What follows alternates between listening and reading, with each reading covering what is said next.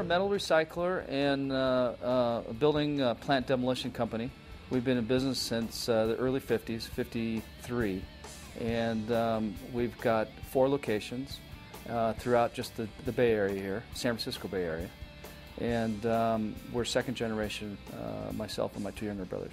We've had nothing but positive comments back from our operators. They're happy with the machines. We use the Hyundai excavators for scrap handling. They've got raised cabs, and the carriage is wider than the normal excavator for digging, and they're made specifically for scrap industry. We have 6 or 7 machines out here in the field. We're definitely happy with Hyundai machines. We definitely buy them again in the future.